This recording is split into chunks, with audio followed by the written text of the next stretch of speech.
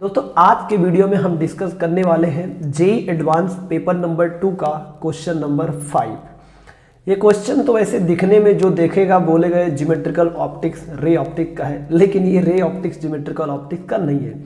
ये कहाँ का है? ये टिक टिक टिक टिक टिक टिक टिक टिक ये वेव ऑप्टिक्स का है। अब वेव ऑप्टिक्स क्या? अरे वेव नहीं जानते हो, जो ऐसे ऐसे ऐसे ऐसे ऐसे करते आती है आपके कानों में घुस जाती है, जिसे हम बोलते हैं साउंड वेव, या ये लाइट वेव का है। अरे वो लाइट है ना, सुबह सुबह ऐसे देखते हो ऐसे ऐसे ऐसे आती है, आंखों में चली जाती है। अब उस आंखों को हम देख पाते हैं लाइट वेव से। इसमें क्या क्या दिया है पहले चलो पहले इन्हीं होठों से सबसे पहले हम पढ़ लेते हैं, समझ लेते हैं क्वेश्चन में बोला क्या है। चलो देखो, तो चलो हम ट्रेन की स्पीड से चलते हैं, क्वेश्चन को पढ़ते हैं, देखते हैं क्या बोला है। चलो सर पढ़ लेते हैं क्या बोला है। Monochromatic light wave incident normally on a glass slab thickness D. Monochromatic light wave है। मोनोक्रोमेटिक मतलब क्या होता है? अब बचपन में सुना होगा यार, होली ना खेला होगा ना, होली तो खेला होगा। होली में कितने कलर होते हैं? 7 कलर।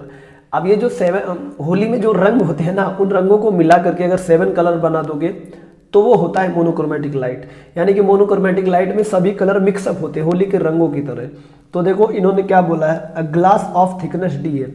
अब इसकी मोटाई कितना है? बहुत ताजा मोटा गधे की तरह नहीं है, थोड़ा पतला है ये ग्लास, और इसका थिकनेस कितना है? डी है।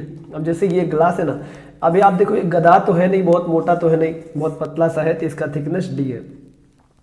बोलना है as shown in the figure the refractive index of this slab increase linearly n1 to n2 over the light height h। तो आप देखो n1 से ये n1 से n2 इसका रिफ्रैक्टिव इंडेक्स कर रहा है। अब देखो कैसे रिफ्रैक्ट, जैसे मान लो एक आदमी है ना कि उसका चेहरा जो है ना, चेहरा थोड़ा वाइट रहे, और जैसे जैसे जैसे जैसे जमीन पे जा रहा है, जैसे जैसे पाँव की तरफ जा रहा है, वो काला हो जा रहा है। या फिर ऐसा मान लो कोई आदमी जो है ना, जैसे जैसे पाँव से ऊपर जा रहा है गोरा हो जा रहा है, जैसे नीचे जाए उससे काला है। या फिर इसका उल्टा बोल सकते हो कि पाँव के नीचे पाँव से जैसे जैसे ऊपर जा रहे उसका कालापन बढ़ रहा है और चेहरा एकदम ब्लैक भालू की तरह हो गया, ठीक ना। तो इसी तरह से रिफ्रैक्टिव इंडेक्स वेरी कर रहा है। वेरी कर रहा है मतलब बॉटम पे कुछ और है और जैसे जैसे ऊपर जा रहा है कुछ और है। ये बोले है लीनियरली वेरी कर रहा है। अब लीनियरली का मतलब होता है कि पावर 1, ठीक ना, पावर 1 से। फिर क्या बोला है? And height h। फिर बोला है which of the following statement are true when the emerging of the slab. तो यहाँ पे देखो दो लाइट दिया है, और दो लाइट ऐसे ऐसे ऐसे ऐसे करके कैसे आ रही है? ऐसे पैरेलल आ रही है। तो एक लाइट इधर एक लाइट इधर है। सबसे पहले इसका आंसर्स बना लेते हैं, फिर उसके बाद आगे चलते हैं। एक मोटा सा ग्लास का स्लैब बना लो। अरे इतना मोटा मत बनाना कि उस पर बैठ जाओ टूट जाए, थोड़ा अच्छा सा बनाना। एक हमने यहां पर ग्लास का स्लैब बना लिया, ऐसे देखो इस तरह से हमने जो है ग्लास का एक स्लैब बना लिया है, ठीक ना। एक ग्लास का स्लैब बना लिया, शाबाश, ऐसे। अब इस पे दो पैरेलल लाइट फॉल करा दो। पैरेलल लाइट ऐसे जाना चाहिए, ऐसे जाना चाहिए। तो एक पैरेलल लाइट क्या करो, इधर ऐसे बना दो, खतरनाक, और दूसरा पैरेलल लाइट ऐसे गिरा दो। अब देखो हमें पता है, इसको A बना दो, इसको B बना दो। B का रिफ्रैक्टिव इंडेक्स n1 है, A का रिफ्रैक्टिव इंडेक्स n2 है, और यहां पर गिवन है n2 ग्रेटर देन n1। अब बताओ क्या होगा जब लाइट A से चलेगा और A से चल करके ऐसे ऐसे C पर पहुंचेगा, C पर, और इधर लाइट जो है यहां से B से चल करके ऐसे D पर पहुंचेगा। तो अब इन दोनों जगह वेलोसिटी ऑफ लाइट अलग अलग है। कैसे अलग है इसी को समझते हैं, ध्यान से देखना, ध्यान से देख, पता। देखो जब तुम मेले में दौड़ोगे बहुत तेजी के साथ, तुम्हारा स्पीड कम हो जाएगा ना, और जब तुम खुले रोड पे दौड़ोगे ना तो तुम्हारा स्पीड ज्यादा हो जाएगा। इसका मतलब जहां पर रिफ्रैक्टिव इंडेक्स ज्यादा है ना, वहां पे लाइट बहुत तेजी से ऐसे चिक दौड़ नहीं सकता, और जहां पर स्पीड कम है वहां पे लाइट पूरा फास्ट बहुत तेजी के साथ दौड़ता है। कैसे? क्योंकि जहां पर भीड़ कम है, यानी कि रिफ्रैक्टिव इंडेक्स कम है ना, वहां पे मॉलिक्यूल कम है, तो लाइट को रोकने वाला कोई नहीं है। लेकिन जहां पे रिफ्रैक्टिव इंडेक्स ज्यादा है, वहां पे ज्यादा मॉलिक्यूल है, वो लाइट को टकरा करके स्पीड कम कर देंगे। जैसे तुम मेले में दौड़ते हो तो लोग टकरा करके तुम्हारी स्पीड को कम कर देते हैं, बिल्कुल उसी तरह से। तो लो मान लेते हैं बच्चों, यहां पर जो स्पीड है ये v2 है, तो v2 कितना आएगा? हम जानते हैं v2 जो होता है speed of light in vacuum, और divided by refractive index n2 आएगा। और यहां पे स्पीड मान लो इस रेंज में स्लैब में कितना है? v1 है, तो ये आएगा आपका c/n1। अब बड़े ध्यान से देखो, जितना देर में, अब यहां से एक चीज हमें पता है क्या, कि v2 जो है ये लेस देन v1 है। तो आप देखो जब v2 लेस देन v1 है तो पॉइंट ए पर लाइट स्लैब के अंदर स्लो ट्रेवल करेगा, पॉइंट बी पर फास्ट ट्रेवल करेगा। तो जितना देर में पॉइंट ए पर लाइट ए से सी पहुंचेगा उतना देर में पॉइंट बी पर लाइट कहां से, बी से डी और डी से ई पहुंच जाएगा। कहां पहुंच जाएगा, ई। शाबाश, मजेदार बात, ई पहुंच जाएगा। तो अब अगर हम देखेंगे तो जो हमारा आउटपुट वेवफ्रंट बनेगा वो ऐसा बनेगा, इस तरह से ऐसा बनेगा, ये ऐसा बनेगा। अब मजे की बात है, इनपुट वेवफ्रंट आउटपुट वेवफ्रंट ये कैसे बन रहा है थोड़ा इसे समझते हैं। देखो इनपुट वेवफ्रंट तो आपको पता है, ये रेड लाइट जो बन रहा है ये इनपुट वेवफ्रंट होगा, ये स्लैब के अंदर जाएगा। अब स्लैब के अंदर जो वेवफ्रंट है बिल्कुल ऐसे ही ट्रेवल करेगा, इस तरह से ऐसे ट्रेवल करेगा, ऐसे, कोई दिक्कत वाली बात नहीं। लेकिन रिफ्रैक्टिव इंडेक्स चेंज होने की वजह से जैसे जैसे रिफ्रैक्टिव इंडेक्स जहां बढ़ेगा वहां पर लाइट की स्पीड कम होगा। यानी कि इस पॉइंट अगर हम एक वेवफ्रंट बनाते हैं तो इस पॉइंट की स्पीड सबसे कम होगा, इस पॉइंट का उससे ज्यादा, इस पॉइंट का उससे ज्यादा, इस पॉइंट का उससे ज्यादा, इस पॉइंट का उससे ज्यादा, इस पॉइंट का उससे ज्यादा, इस पॉइंट का, यानी कि जैसे जैसे हम कम रिफ्रैक्टिव इंडेक्स की तरफ आएंगे वैसे वैसे लाइट की स्पीड बढ़ेगी। तो देखो फाइनली जब लाइट बाहर निकलेगा तो अब देखो होगा क्या, यहाँ का वेवफ्रंट आपका कम हो गया, यहाँ का वेवफ्रंट कम हो गया, यहाँ का वेवफ्रंट कम हो गया, यहाँ का वेवफ्रंट कम हो गया। ऐसे जो है वेवफ्रंट का जो विड्थ है ये कम होते होते होते होते जीरो हो गया। अब इसके बाद क्योंकि जितना देर में लाइट ए से सी पे गई है उतना देर में बी से कहाँ गई है, ई पर, तो वेवफ्रंट टूटने कम होता लगेगा, विड्थ कम होगा।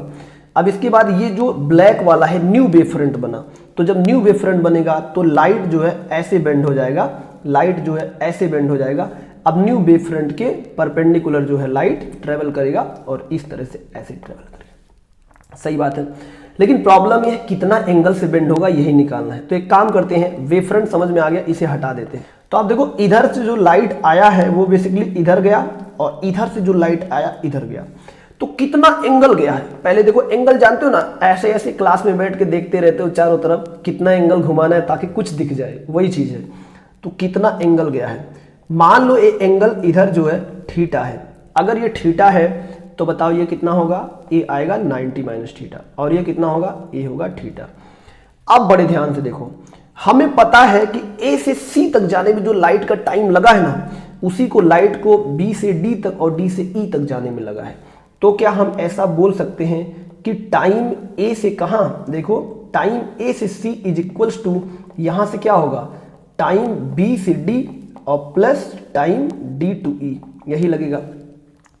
लेकिन हमने इफेक्टिव वेलोसिटी निकाल लिया है। अगर हमने इफेक्टिव वेलोसिटी निकाला है तो टाइम एसी को हम क्या लिख सकते हैं, distance divided by speed of light. तो डिस्टेंस कितना है, डी है, और स्पीड ऑफ लाइट कितना, सी बाई एन टू। अब ये बताओ क्या है, ये है डी है और ये है सी बाई एन वन। अब प्लस बताओ, अब देखो यहां डी से ई क्या है, स्पीड जो ना एयर में दौड़ रही, तो एयर में क्या होगा, और भी ज्यादा स्पीड होगा क्योंकि वही वैक्यूम है। तो आएगा एक्स बाई, और यहां से क्या मिलेगा आपको, सी मिलेगा। अब अगर आप देखोगे तो ये सी सी सी कट गया, और यहां से अगर x निकालोगे तो आपको कितना मिलेगा, ये मिलेगा d और ब्रैकेट में मिलेगा n2 माइनस n1। बात सही है, ये मिल गया x। अब अगर यहां से देखोगे तो अब हमें निकालना है यहां से क्या चीज, हमें यहां से निकालना tan थीटा। तो जब tan थीटा निकालोगे तो बताओ tan थीटा कितना आएगा, tan थीटा आएगा परपेंडिकुलर। तो देखो इस ट्रायंगल में जो ट्रायंगल CDE है इसमें देखो क्या है, परपेंडिकुलर DE है और बेस कितना है, CD है। तो बताओ जो tan थीटा आया है ये कितना आ गया, tan थीटा आपका आ गया है D टाइम्स, क्योंकि DE जो है यही x है, ये x बाई h है। तो क्योंकि ये हमने देखो क्वेश्चन में दिया है ये कितना है, h है, तो ये आएगा D टाइम्स और n2 माइनस n1 और डिवाइडेड बाई h आ गया। तो जो थीटा बना है ये बना है tan इनवर्स, कितना बना है, ये बना है d times n2 minus n1 by h। तो जो आपका आंसर सही गया है वो कौन सा गया है, देखो देखो पहला क्या बोला, it will be deflect an angle n2 square, नहीं ये गलत है। जो हमने मैच कराया वो बी गया। अब सी देखो, it will be not deflect, ये गलत है, डिफ्लेक्ट होगा, क्यों होगा आगे बताएंगे। इसके बाद ये डी सही है, यानी कि आंसर बी और डी सही हो गया, ठीक ना। अब बड़े ध्यान से देखो यहां पे हमने क्या किया है, देखो यहां पे हमने वेलोसिटी ऑफ लाइट लिया है, हमें वेलोसिटी ऑफ लाइट दिखाया है। अगर वेलोसिटी ऑफ लाइट नहीं निकालोगे तो आप इफेक्टिव लेंथ निकाल सकते हो, यानी कि इसे एक तरीके से और कर सकते हो। कैसे? देखो, जैसे मान लो अगर आपको टाइम निकालना है, क्या निकालना है बच्चों? टाइम। तो देखो ये जो टाइम है, देखो आपको पता है कि अगर कोई लाइट ग्लास का रिफ्रैक्टिव इंडेक्स, देखो अगर कोई स्लैब का मोटाई v है तो उसका जो इफेक्टिव लेंथ होता है ना, वो होता है रिफ्रैक्टिव इंडेक्स इंटू डी। तो बेसिकली इसे ऐसे भी लिख सकते थे n2d डिवाइडेड बाई सी। जब तुमने इफेक्टिव लेंथ लिख दिया है n2d, इसका मतलब ये है कि अब आपको स्पीड एयर की लेना है बस, क्योंकि तुमने उस लेंथ को, उस ग्लास को एयर में कन्वर्ट कर दिया। तो ये कितना आएगा? ए आएगा n1d divided by c plus x by c. तो यहां से x निकालोगे, क्या आएगा? n2 minus n1 into D by, बस ये आएगा। अब फिर से टेन थीटा वही निकाल सकते हो, ठीक ना। देखो अब हमें ये कैसे पता चला कि इसका जो इफेक्टिव लेंथ होगा वो कितना होगा? n2d होगा, या इसका यानी कि bd का इफेक्टिव लेंथ n1d होगा। ये कैसे पता चला? ये चीजें आपको पढ़ाई जाती है कि जब ऑब्जर्वर कहां पर होगा, यहां पे देखो, जब ऑब्जर्वर कहां पर है, जब ऑब्जर्वर जो है कहां पे होता है, ये आपको पढ़ाया होगा रे ऑप्टिक्स, और उसमें बताया होगा अगर ऑब्जर्वर एयर में है और ऑब्जेक्ट पानी में है, उस टाइम पर याद करो कि अगर मान लो ये कोई वाटर है, यहाँ पे ऑब्जेक्ट है, तो यहाँ से देखता है ऐसे जाता है, ऐसे जाता है, ए इफेक्टिव बनता है। तो यहाँ से आपने देखा होगा कि एच इफेक्टिव जो बन रहा था ना, ये बन रहा था एक्चुअल हाइट इंटू एन बन रहा था, वहां से ये निकला है। तो वहां से आप समझ जाओगे। देखो ये बात तो हमने है बड़े आसानी से हमने सवाल को कर लिया।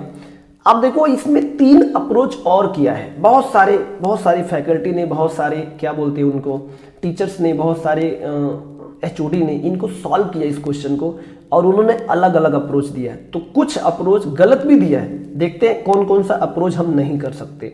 चलो देखते हैं। पहला अप्रोच जो सबसे फर्स्ट अप्रोच है, देखो बहुत सारे लोगों ने इसको ऐसे भी सोल्यूशन दिया है। कैसे आपको बता देता हूं। बहुत सारे लोगों ने इसको दिया, जान मान लो ये स्लैब है, ठीक ना, तो एक लाइट इधर आई और एक लाइट जो है इधर आया, बात सही है। अब जब एक लाइट इधर आया है तो ये आपका है n2, ये आपका है n1। तो उन्होंने क्या बोला कि बेसिकली यहां से क्या होगा, लाइट जो है ना इधर बेंड होगा, यहां से लाइट को ऐसे बेंड करा दिया, ऐसे बेंड करा दिया। तो अगर ऐसे बेंड कराएगा तो देखो यहां से परपेंडिकुलर डालोगे तो ये ऐसा मिलेगा। अब इसका मतलब ये है कि जितना देर में लाइट A से B पर जा रही है, उतना देर में लाइट C से D और D से E पर जा रही है। बात सही है। यानी कि देखो इन्होंने क्या बताया कि अगर यहां पर वेलोसिटी v1 है और यहां पर वेलोसिटी v2 है, तो इस हिसाब से जो है ना v2 ग्रेटर देन v1 आ रही है, जो कि गलत है। क्यों? क्योंकि n2 ग्रेटर देन n1 है। तो इसका मतलब ये क्या इंप्लाइज करेगा, v2 लेस देन v1 होना चाहिए। ये गलत अप्रोच है, ऐसा कोई भी किया है तो गलत किया है। तो उन्होंने क्या किया है, अब देखो उन्होंने क्या किया, अब इन्होंने इक्वल किया time CD plus time DE is equals to time AB, ऐसा किया था। तो देखो ऐसा करने से क्या होगा, ऐसा क्यों नहीं कर सकते, क्योंकि हम जानते हैं स्पीड ऑफ लाइट जो है n1 पे, n1 पॉइंट यानी कि AB पॉइंट पे ज्यादा है, तो ये ज्यादा डिस्टेंस कवर करेगा। जबकि n2 यानी कि जो यहां से CD पॉइंट है वहां पे स्पीड ऑफ लाइट कम है, तो कम डिस्टेंस डेवल करेगा। जबकि अगर A अप्रोच हम लेते हैं तो हम देख रहे हैं कि जहां पे n2, जहां पे स्पीड स्लो है वहां ज्यादा डिस्टेंस कवर कर रहा है, और जहां पर स्पीड ज्यादा है वहां पर कम डिस्टेंस कवर कर रहा है। इसका मतलब ये अप्रोच फेल है, इससे आंसर नहीं आएगा, ये गलत है, ठीक ना, कॉन्सेप्ट ही गलत हो गया। अगर यहां से तुम निकाल भी लोगे तो CD को क्या लिखोगे, जो CD ऐसे लिखोगे n2d बाई C, अब प्लस यहां से मान लो ये x है तो क्या लिखोगे, ये लिखोगे x बाई सी, और इसे क्या लिखोगे n1d बाई सी। तो ये कट गया, यहां से x देखोगे तो कितना आएगा, यहां से जो x है ये आएगा आपका n1 minus n2 into D, जो लेस देन 0 है। क्यों? क्योंकि n1 जो है ये लेस देन n2 है, ठीक ना। इसका मतलब आपका कॉन्सेप्ट फेल हो गया, ठीक ना। अब टेन थीटा वगैरह कुछ नहीं कर सकते, तो ये अप्रोच गलत है। अब इसमें देखो एक दूसरा अप्रोच बनता है, देख लो, तीनों अप्रोच में बता देता हूं, फिर उसके बाद आगे चलता हूं, ध्यान से समझना। देखो बहुत सारे टीचर्स ने इसका एक अप्रोच और बनाया था कि जैसे मान लो कि अगर ये मान लो ऐसा है स्लैब, बात बिल्कुल सही है, अब ऐसा है, तो इन्होंने क्या बोला कि एक लाइट इधर पड़ रही है, दूसरा लाइट इधर पड़ रही है। तो देखो यहां से क्या हुआ, यहां से लाइट जो है ऐसे गया और यहां से लाइट जो है ऐसे गया, ठीक ना। तो ए ऐसा बना सकते थे। देखो अब वही प्रॉब्लम है, यहाँ पे N1 है, यहाँ पे N2 है, तो बताओ इन्होंने बेंडिंग कितना निकाला, ए एंगल थीटा, तो इसको इन्होंने मान लिया थीटा। अब ऐसे भी नहीं कर सकते, क्यों नहीं कर सकते, क्योंकि जहां पर N2 है, ध्यान से देखना, जहां पे N2 है ना, यहाँ पे V2 है और इसमें स्लैब के अंदर कितना V1 है, तो जो V2 है ना ये बेसिकली लेस देन V1 है। इसका मतलब ये कि जितना टाइम में ये N1 पर A से B लाइट जाएगा ना, उतना टाइम ये C से D, D से E जाएगा, जो गलत है, नहीं हो सकता, क्योंकि जहां पर स्पीड जाता है उसका कवर डिस्टेंस ज्यादा होगा। क्या होगा, उसका कवर किया गया डिस्टेंस ज्यादा होगा, इसलिए ए अप्रोच भी गलत है, नहीं हो सकता, ठीक ना। इसके बाद अगर आप सवाल लगाओगे भी आगे करके, अगर मान लो थीटा लगाओगे तो आपका tan थीटा आ जाएगा। वो tan थीटा कितना आएगा मैं बता देता हूं, ए आएगा N1 minus N2D divided by H, लेकिन यहाँ पे N1 माइनस N2 आया है जो ऑलरेडी लेस देन 0 है, समझे ना, इसलिए गलत है। अब इसके बाद इसका तीसरा अप्रोच देखो, मैं आपको बता देता हूं, एक और अप्रोच किया गया है, बहुत सारे बुक ने फॉलो, बहुत सारे इंस्टीट्यूशन ने फॉलो किया है। तीसरा अप्रोच इन्होंने क्या दिया है, ऐसा देखो कुछ इस तरह से कि एक लाइट मान लो इधर आई और दूसरा लाइट जो है इधर आया, इधर हम जानते हैं N1 है, इधर हम जानते हैं N2 है, बात सही है। अब देखो जब ये लाइट, जितना टाइम में ये लाइट जो है यहां से ऐसे जा रही है ना, उतना टाइम में ये लाइट ऐसे जाकर के मान लो ये बेंड हो गया, सभी को बेंड करा दिया, तो इसको मान लो इधर से बेंड करा दिया और इसको मान लो इधर से बेंड करा दिया, ऐसे करा दिया, तो लाइट इधर जा रही है। तो देखो यहां पे क्या प्रॉब्लम है, फिर उसके बाद बहुत सारे लोगों ने यहां से ऐसे परपेंडिकुलर डाल दिया, ऐसे परपेंडिकुलर डाल दिया, अब इसको मान लिया x। अब मान लो जो बेंड किया है ये लाइट अगर थीटा एंगल, तो ये भी थीटा होगा, तो देखो जो x बनेगा वो बनेगा h साइन थीटा। क्या बनेगा, जैसे ये h है ना, तो x बनेगा h साइन थीटा। तो अगर x जो बना है h साइन थीटा, या फिर ऐसे भी निकाल दिया, जैसे इसको मान लो a, इसको मान लो b, इसको मान लो c, इसको मान लो d, इसको मान लो e, तो देखो जैसे लाइट टाइम a से b जाने में जो लाइट का होगा यही होगा टाइम, कितना होगा, ये होगा c से d plus d to e। तो बड़े ध्यान से देखो, अगर टाइम ए बी लिखोगे तो क्या लिखोगे, इसे लिखोगे N2D divided by C is equals to, बताओ यहाँ पे क्या लिखोगे, यहाँ पे आप लिखोगे बच्चों N1D डिवाइडेड बाई C और प्लस यहाँ से लिखोगे x। बात बिल्कुल सही है, लेकिन यहाँ से x निकालोगे तो आएगा तुम्हारा N2 minus N1 into D, बस इतना आ गया, इतना आ गया, ये C C कट जाएगा। अब अगर आप tan थीटा निकालोगे तो tan थीटा देखो कितना मिला, tan थीटा मिलेगा देखो बेस डिवाइडेड बाई, यहां से देखो क्या मिलेगा, हाइपोटेनस डिवाइडेड बाई बेस, यानी कि tan थीटा आपको मिलेगा DE और डिवाइडेड बाई EB, ऐसा मिलेगा। तो DE कितना है, D तो हमें मिल गया D, और यहां से मिल जाएगा N2 माइनस N1, लेकिन EB कितना होगा, EB बेसिकली होगा H cos थीटा, और ये मिलेगा tan थीटा, तो ये कट गया, कट गया। तो देखो यहां से जो साइन थीटा है ये आ गया तुम्हारा D टाइम्स कितना आया है, मैं नीचे का सब रफ कर देता हूं, देखो जो साइन थीटा है ना, ये साइन थीटा आ गया तुम्हारा D टाइम्स, और ये आ गया N2 minus N1 by H, ये आ गया है। लेकिन दोस्तों क्या ये सही है, नहीं सही है। क्यों नहीं सही है, अगर ऐसा हम करते हैं ना, तो जो पॉइंट D है ना, यहां से देखो लाइट रिफ्रैक्ट हो रही है। जैसे हम जानते हैं अगर एक लाइट ऐसे आती है, मान लो ये कहां से, रेयर से डेंसर मीडियम में जा रही है, तो ये थोड़ा सा ऐसे बेंड हो जाएगा, बात सही है। या फिर मान लो अगर लाइट डेंसर से रेयर मीडियम में जा रही है और ऐसे आ रही है, तो बताओ ये क्या होगा, ये थोड़ा सा दूर हट जाएगा, ऐसे दूर।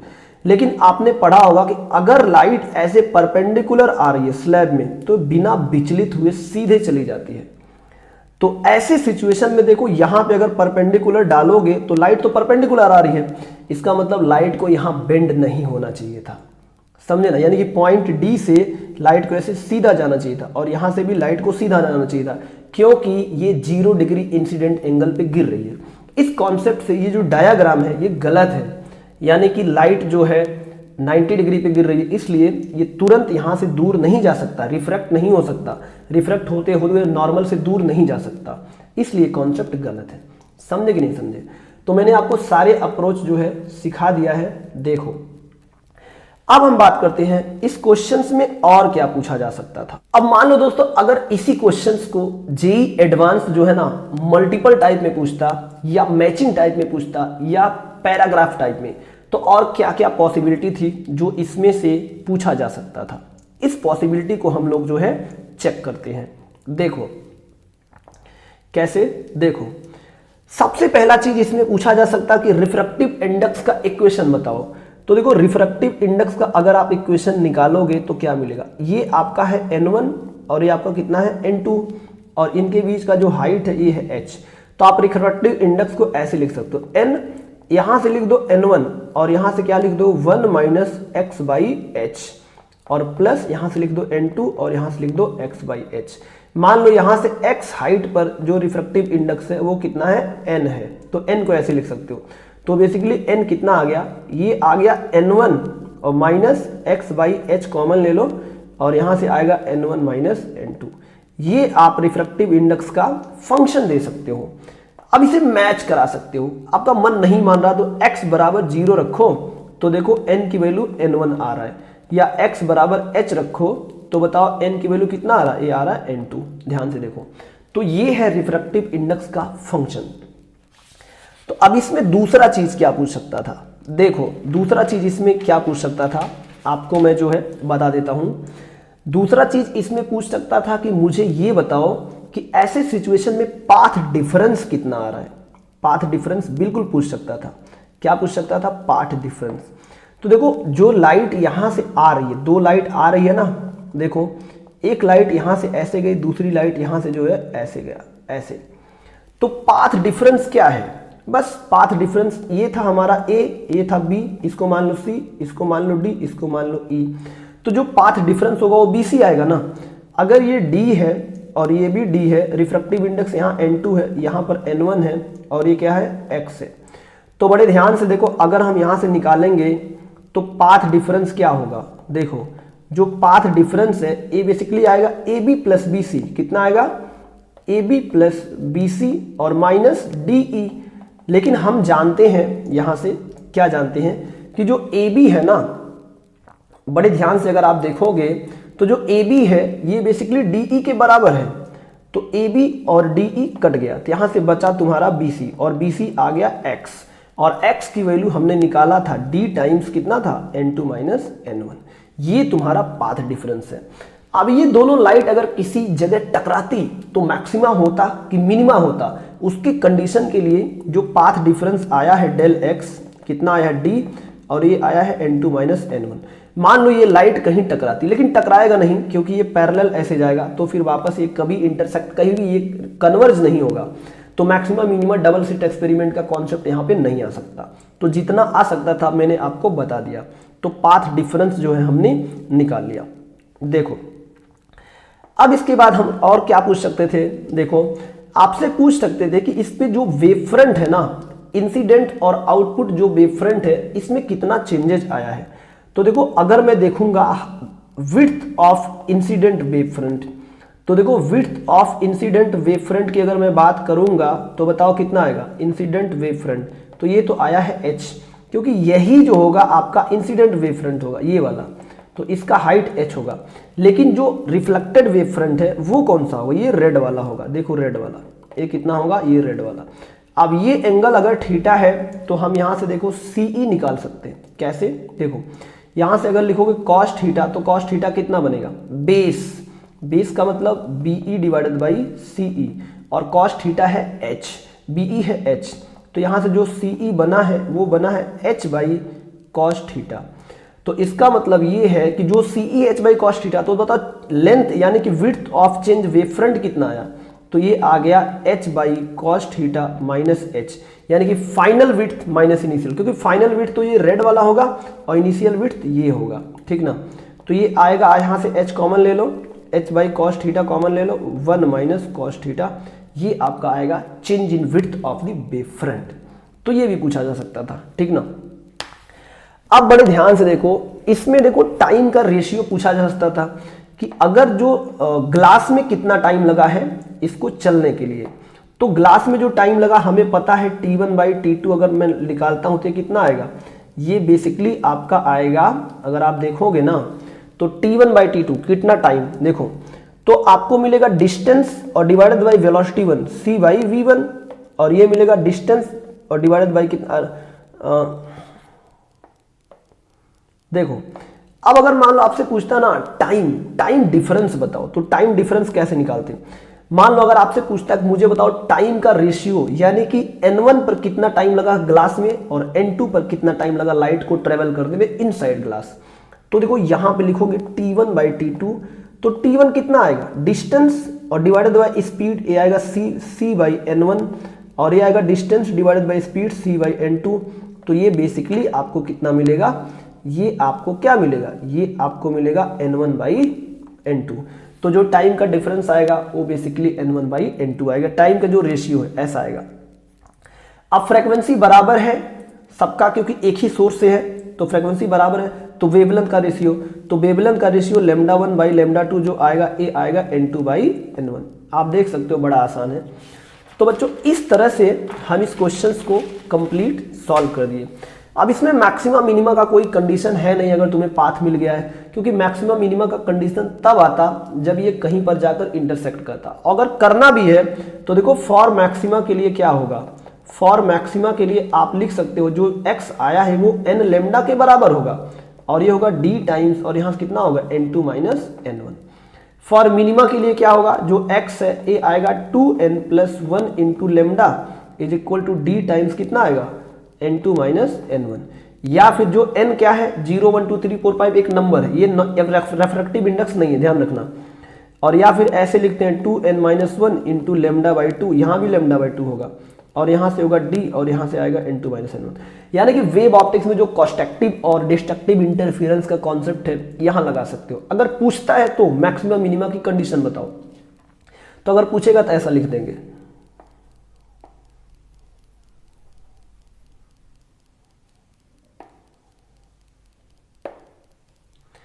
अब देखो अगर पूछता है इसमें मैक्सिमा मिनिमा बताओ दोनों लाइट की वजह से, तो देखो मैक्सिमा मिनिमा कैसे निकालते हैं। हम जानते हैं जो पाथ डिफरेंस होता है x, ये होगा n लेमडा।